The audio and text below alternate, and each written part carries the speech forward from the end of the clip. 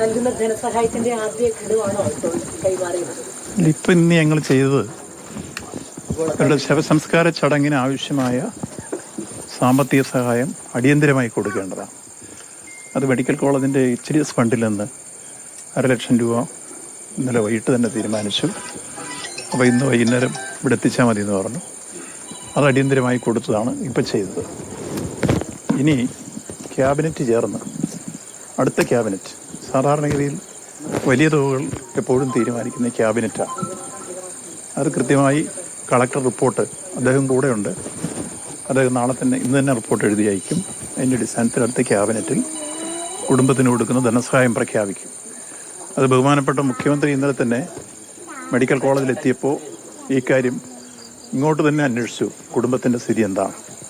അപ്പോൾ വളരെ പാവപ്പെട്ട കുടുംബമാണെന്ന് അപ്പം തന്നെ ഞങ്ങൾ ശ്രദ്ധയിൽപ്പെടുത്തിയിരുന്നു. അപ്പോൾ നമുക്ക് അടുത്ത ക്യാബിനറ്റിൽ ധനസഹായം കൊടുക്കുന്ന കാര്യം പരിഗണിക്കാമെന്ന് മുഖ്യമന്ത്രി ഇന്നലെ തന്നെ സൂചിപ്പിച്ചു. ഇന്ന് രാവിലെ വീണ്ടും കണ്ടു, സംസാരിച്ചു. റിപ്പോർട്ട് വന്നോട്ടെ, ക്യാബിനറ്റിൽ വെച്ച് നമുക്ക് തീരുമാനിക്കാമെന്ന് പറഞ്ഞു. അതുകൊണ്ട് 11-ാം തീയതി ക്യാബിനറ്റിൽ തുക എത്രയാണെന്നത് തീരുമാനിച്ച് പ്രഖ്യാപിക്കും. അപ്പോൾ കുടുംബത്തിന് അല്ല പറയട്ടെ, ഞാൻ എല്ലാം കൂടെ പറയാം, നിങ്ങൾ ചോദിക്കുന്നതിന് മുമ്പ് പറയാം. ഞങ്ങൾ ഈ കാര്യത്തിൽ ആ കുടുംബം മുന്നോട്ട് വെച്ച പ്രധാനപ്പെട്ട 4 കാര്യങ്ങളുണ്ട്.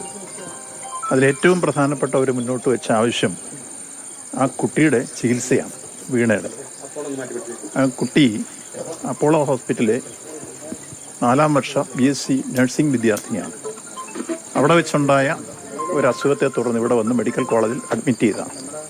ഒരു സർജറി അനിവാര്യമാണ് ആ കുട്ടിക്ക്. ആ സർജറിക്ക് ആവശ്യമായ സൗകര്യം ചെയ്തു കൊടുക്കണം എന്നുള്ളതായിരുന്നു അവരുടെ ഒരു ഡിമാൻഡ്. അത് ഇന്നലെ തന്നെ ആലോചിച്ചു. ബഹുമാനായ സൂപ്രണ്ടും പ്രിൻസിപ്പലും എൻ്റെ കൂടെ ഉണ്ട്. അവർ ആ കാര്യത്തിനോട് ഇവിടെ നേരിട്ട് പറയാനും എപ്പം ആ കുട്ടിയെ കൊണ്ട് വന്നാലും അപ്പം തന്നെ അവിടെ അഡ്മിറ്റ് ചെയ്ത് ആ സർജറി പൂർണ്ണമായി അതിന് ഭേദമാകുന്നോടം വരെ ട്രീറ്റ് ചെയ്ത് അവർക്ക് ആവശ്യമായ എന്തെല്ലാം ചിലവുകൾ വരുമോ അത് മുഴുവൻ നമ്മൾ വഹിക്കും. ആ രൂപത്തിൽ ആ അസുഖം ഭേദമാക്കി കൊടുക്കാനുള്ള എല്ലാ ചുമതലയും ഗവൺമെൻറ്റും ഈ ഹോസ്പിറ്റലും ചേർന്ന് ഏറ്റെടുക്കുകയാണ്.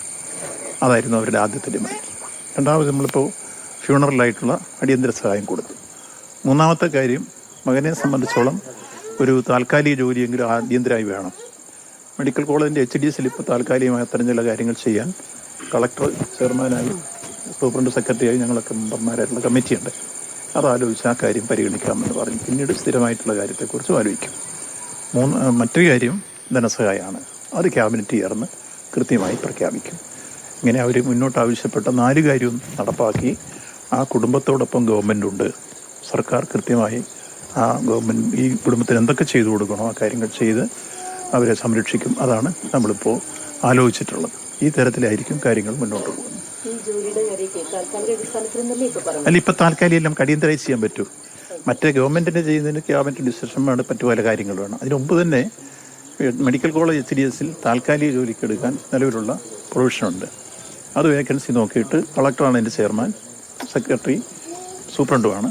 അത് ചർച്ച ചെയ്തിട്ട് അടിയന്തരമായി കൊടുക്കാൻ പറ്റും. അതാണ് അവരെ പെട്ടെന്ന് ആവശ്യപ്പെടുന്നത്. അത് പാരലായിട്ട്. അതിനുശേഷം പിന്നെ ശാശ്വതമായിട്ടുള്ളത് ക്യാബിനറ്റും അതുപോലെ ഗവൺമെൻറ്റും പൊതുവിൽ ആലോചിക്കേണ്ട. അതും ആലോചിക്കുമെന്നാണ് പറഞ്ഞത്. അപ്പോൾ 2 കാര്യവും ആലോചിക്കും, താൽക്കാലികവും ശാശ്വതവും.